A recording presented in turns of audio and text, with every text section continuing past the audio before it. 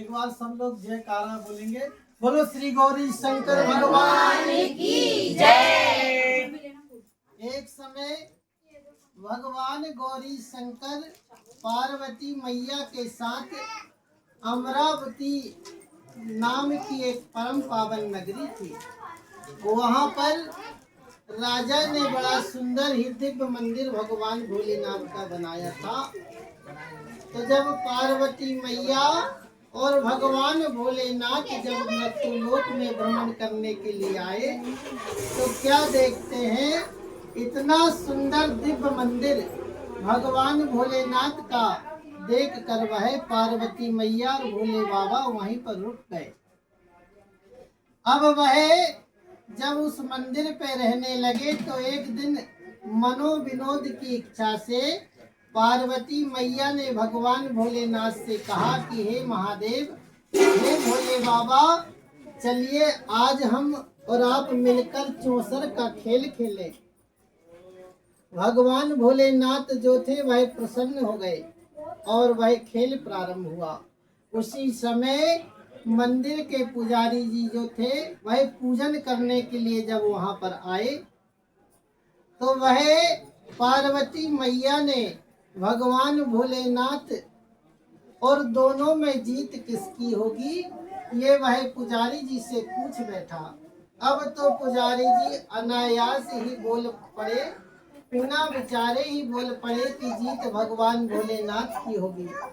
लेकिन देखिए, जब खेल संपन्न हुआ तो जीत अंत में पार्वती मैया की हुई। अब तो माता जी को बड़ा क्रोध आ गया। झूठ बोलने के कारण वह सच बराबर तप नहीं और झूठ बराबर पाप। वह इतना क्रोध आया कि उन्होंने पुजारी जी को कोढ़ी होने का श्राप दे दिया। अब तो वह पुजारी जी जो थे वह दुखी मन से रहने लगे और फिर भी उन्होंने भगवान भोलेनाथ की पूजन करना, आराधना करना, भक्ति करना नहीं छोड़ा।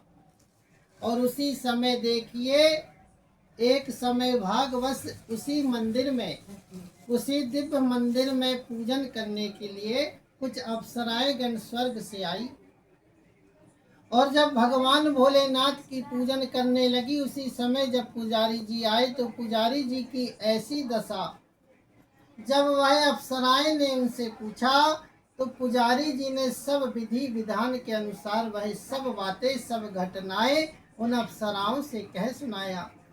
अब तो अप्सराएं कहने लगी कि पुजारी जी तुम चिंता मत करो, भगवान भोलेनाथ जो है बड़े दयालु हैं, तीनों पर दया करने वाले भक्त वत्सल भगवान है। वह तुम्हारे सारे पाप ताप संताप को जो है ना वह दूर कर देंगे और तुम्हारी जो रोगी काया है उसे निर्मल कर देंगे। लेकिन तुम भगवान भोलेनाथ का वही चमत्कारी व्रत करो जो 16 सोमवार का है।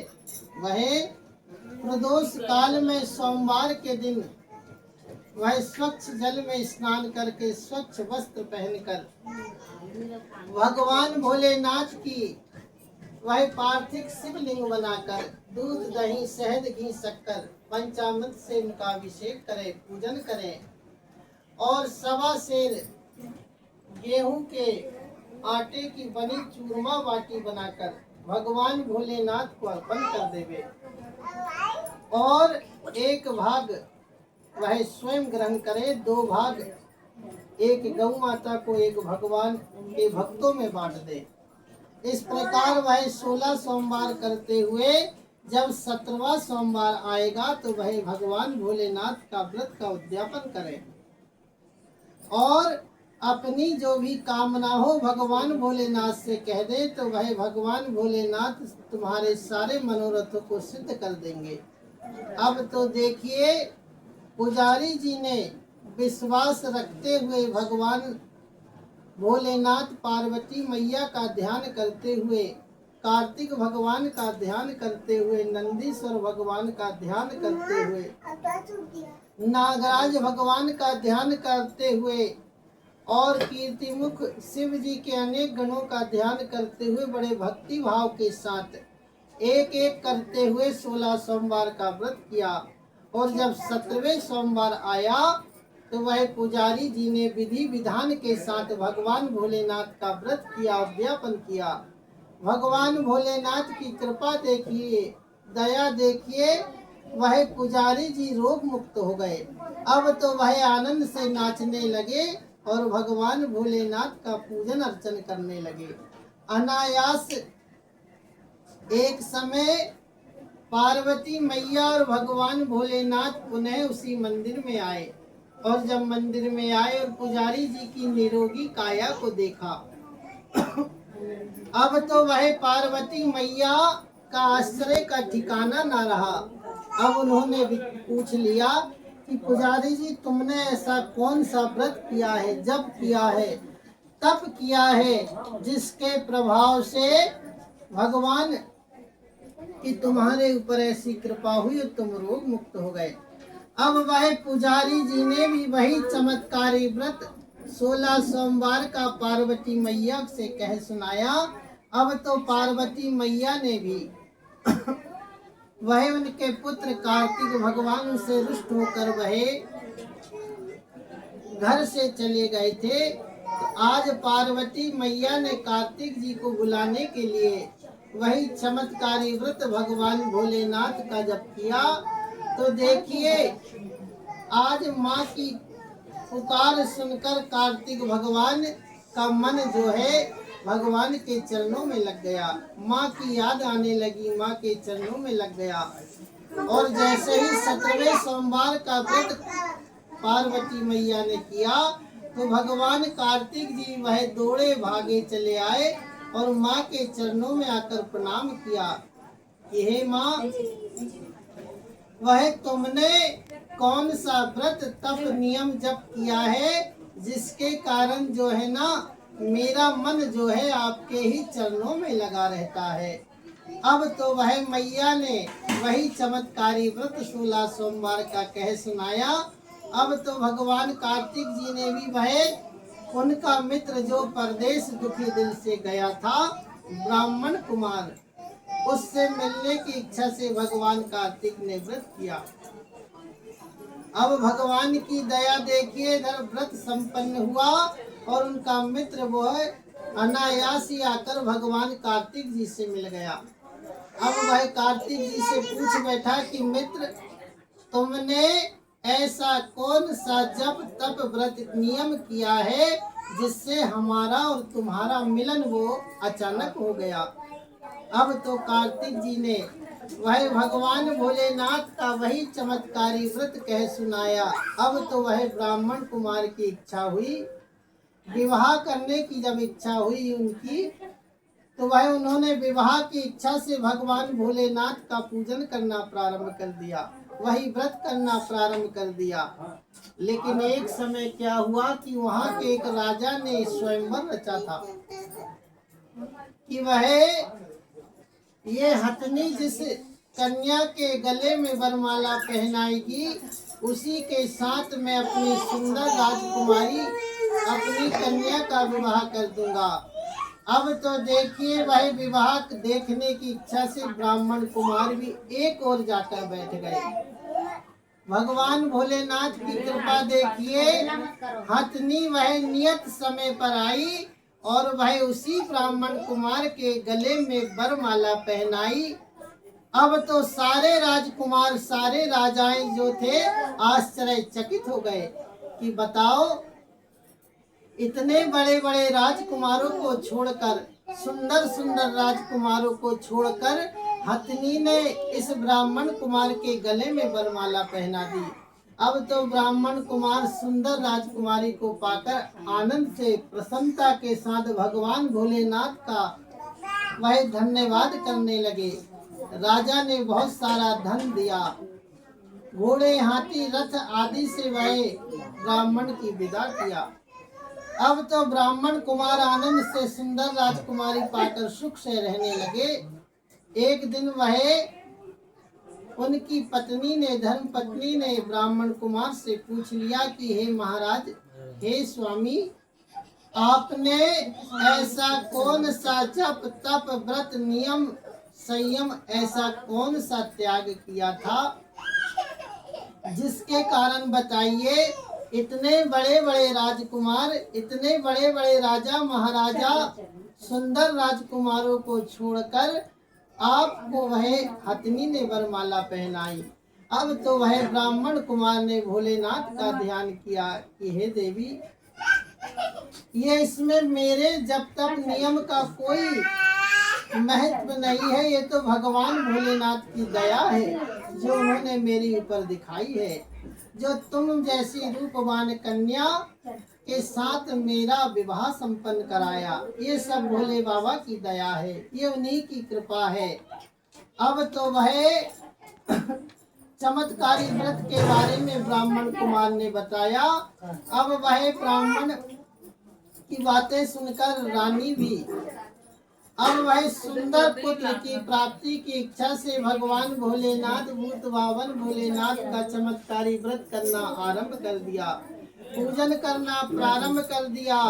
और जैसे ही 17वें सोमवार को व्रत संपन्न हुआ तो भोले बाबा की दया से सर्वगुण संपन्न आज्ञाकारी पुत्र उन्हें प्राप्त हुआ। अब जब वह पुत्र बड़ा हुआ धीरे धीरे तो उन्होंने माँ से पूछा कि माँ, वह किस व्रत जप नियम से मेरी आपको प्राप्ति हुई है। अब तो माँ ने वही चमत्कारी व्रत कह सुनाया। अब वह ब्राह्मण पुत्र जब बड़ा हुआ तो उसने भी राज पाने की आज्ञा से वह भगवान भोलेनाथ का 16 सोमवार का व्रत करना आरंभ कर दिया। जब 17वें सोमवार हुआ तो एक राजा की कोई संतान नहीं थी, तो वह अपनी कन्या के लिए इसी ब्राह्मण कुमार को वह राजा के सिपाहियों ने ले गए और इस राजकुमार के साथ उस कन्या का विवाह कर दिया। अब तो वह उस राजा की कोई संतान नहीं थी, कोई पुत्र नहीं था। जब राजा दिवगत हो गए तो इसी ब्राह्मण कुमार पुत्र को राजगद्दी पर बिठाया गया। अब तो वह ब्राह्मण कुमार भगवान भोलेनाथ की दया सेवा बड़े आनंद के साथ करने लगे। एक दिन जब सोमवार का दिन आया, भगवान भोलेनाथ की कृपा देखिए, जब सोमवार का दिन आया तो उन्होंने क्या किया, वह भगवान भोलेनाथ की पूजन सामग्री ले जाने के लिए अपनी धर्म पत्नी को कह दिया। अब वह राजमद के कारण उसने दासियों द्वारा भगवान की पूजन की सामग्री को पहुंचा दी।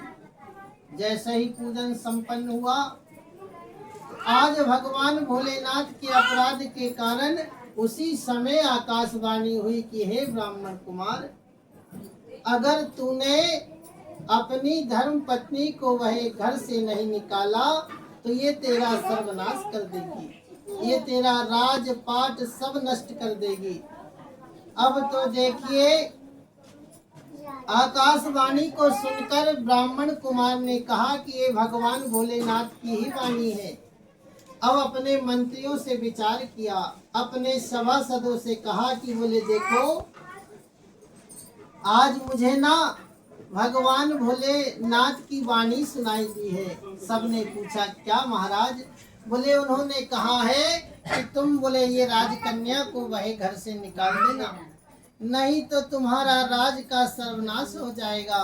अब तो सब विस्मित पड़ गए, विचार करने लगे, सोचने लगे कि बताइए, जिस राजा को जिस कन्या के कारण राजपाट सब मिला है, अब राजा उसे निकालने की बात कह रहा है। अब वह ब्राह्मण कुमार ने किसी की चिंता न करते हुए भगवान भोलेनाथ का ध्यान करते हुए रानी को निकाल दिया। अब रानी अपने दुर्भाग्य को कोसती हुई वह विचार करने लगी कि ये सब मेरे कर्मों के अनुसार हुआ है। वह प्रभु जिसको दुख देना चाहते हैं तो वह उसकी मति पहले हर लेते हैं। जाको प्रभु दारुण दुख देई, ताकि मति पहले हर लेई। आज वह अपने भाग को कोसती हुई वह बिना पत्रान के फटे हुए वस्त्र पहनते हुए जब वह जंगल की ओर निकली तो रास्ते में वह एक बुढ़िया मिली। उसने कहा कि बेटी, बोले देख मैं बाजार जा रही हूँ, मैं भाव ताव जानती नहीं हूँ, तू वह मेरा ये माल बिकवा देना और ये मेरी सूत की गठरी अपने सिर पर रख ले। और जैसे ही रानी ने वह गठड़ी अपने सिर पर रखी तो ऐसी आंधी तूफान आई मानो वह सब उड़ गई। अब तो वह बुढ़िया ने फटकार कर भगा दिया कि तू यहाँ से निकल जा। अब वह अपने भाग को कोसती हुई जब एक तेली के घर गई तो उसके सारे तेल के मटके चटक गए, उसने भी निकाल दिया। अब वह अपने भाग का दोषारोपण करते हुए जिस नदी तालाब में जाती जल पीने के लिए तो हाथ के स्पर्श से ही वह सूख जाता, असंख्य कीड़े पड़ जाते। अब तो देखिए, जिस पेड़ के नीचे आराम करना चाहा वह पत्ते सूख कर टूट कर गिर जाते। ऐसी दशा देखकर जंगल में ग्वाले लोग ने अपने गोसाई जी के पास ले गए। गोसाई जी ने कहा, बेटी वह तू यहाँ पर रहे, आनंद से रहे और किसी बात की चिंता मत करना। मैं तुझे अपनी कन्या के समान, अपनी पुत्री के समान रखूंगा। लेकिन दुर्भाग्य को देखिए, जिस वस्तु में भी उसके हाथ लग जाते वह उसमें कीड़े पड़ जाते। एक समय गोसाई जी ने उससे पूछ ही बैठा कि बेटी, वह किस देवता के अपराध से तेरी ये दशा हुई है? तो वह रानी ने सारी बातें कह सुनाया। अब तो वह पुजारी जी ने कहा, बेटी तू चिंता मत कर, भगवान भोलेनाथ जो है ना बड़े दयालु हैं, बड़े कृपालु हैं, दीनों पर दया करने वाले दीन दयाल है। भारी से भारी भी संकट को वह भगवान के संकट को हर लेते हैं। दीन दयाल विरद संभारी और हरहु नाथ मम संकट भारी। बोले बेटी वह तीनों लोक के नाथ हैं, वह तेरे सारे पाप ताप संताप को मुक्त कर देंगे। तू 16 सोमवार का व्रत कर। अब रानी ने सविधि अनुसार भगवान भोलेनाथ का व्रत किया। अब 17वें सोमवार को जैसे ही रानी ने उद्यापन किया उसी समय राजा को रानी की याद आ गई। राजा ने अपने सिपाही रानी को खोजने के लिए पहुंचाया। वह सिपाही उसी आश्रम में आए जहां रानी रहती थी। रानी को राजा का पता बताया। राजा वह आश्रम में आकर गोसाई जी से कहते हैं कि हे गोसाई जी, आपके आश्रम में जो देवी रहती है ना, वह मेरी धर्म पत्नी है। भगवान भोलेनाथ के कुपित होने पर मैंने इसका परित्याग कर दिया था। अब भोलेनाथ की मुझ पर दया हुई है। अब उन्होंने इसके पाप ताप संताप को हर लिया है। वह विश्व के नाथ है, विश्वनाथ ममनाथ पुरानी, त्रिभुवन महिमा विदित तुम्हारी। हे भगवान भोलेनाथ, आज मुझ पर बड़ी दया की। तो वह गोसाई जी ने रानी को राजा के साथ जाने की आज्ञा दे दी। राजा रानी जैसे ही नगर में आए, नगर वासी ने बड़ा आनंद मनाया। वैभव के साथ ढोल बाजे के साथ रानी का स्वागत किया। राजा रानी नगर में आए और स्वस्ति वाचन मंत्र उपचार से वह उनकी पूजन वंदना की। और आज देखिए, वह नगर वासियों ने पुष्पों की वर्षा की और सब ने भगवान भोलेनाथ का धन्यवाद दिया। और वह राजा रानी ने भोलेनाथ की पुनः बड़ी आराधना भक्ति के साथ पूजन किया और भगवान भोलेनाथ से कहा कि हे भोलेनाथ, हमसे जो पाप ताप संताप हो गया है उसे आप क्षमा कीजिए। जो भी हम आपके पूजन नहीं जानते, भक्ति नहीं जानते, सेवा नहीं जानते, हम मंत्र से हीन है, वचन से हीन है, कर्म से हीन है, भक्ति से हीन है। हे भोलेनाथ, आपका सारी सृष्टि में आपका ही स्वरूप है। आप ही सुख देने वाले, आप ही दुख का हरण करने वाले, आप ही दीनों पर दया करने वाले, आप ही अमंगल को हर के मंगल करने वाले। हे भगवान भोलेनाथ, वह जो भी हमसे अपराध होता है उसे क्षमा कीजिए। और वह भगवान भोलेनाथ की पूजन पाठ करते हुए, उनसे क्षमा याचना करते हुए आज राजा रानी ने भगवान भोलेनाथ की पूजन की। जो भी भक्त मन से वचन से, कर्म से, धर्म से, भक्ति और श्रद्धा के साथ भगवान भोलेनाथ की पूजन करता है, भक्ति करता है, आराधना करता है, उनका भजन कीर्तन करता है, भगवान भोलेनाथ उसके सब अपराधों का हरण करते हुए अपने वह शिवलोक में उसे वह अपना स्थान देते हैं और जब तक पृथ्वी पर रहता है भगवान की भक्ति करते हुए अंत समय में शिवपुरी को वह प्राप्त होता है। बोलो श्री गौरी शंकर भगवान की जय।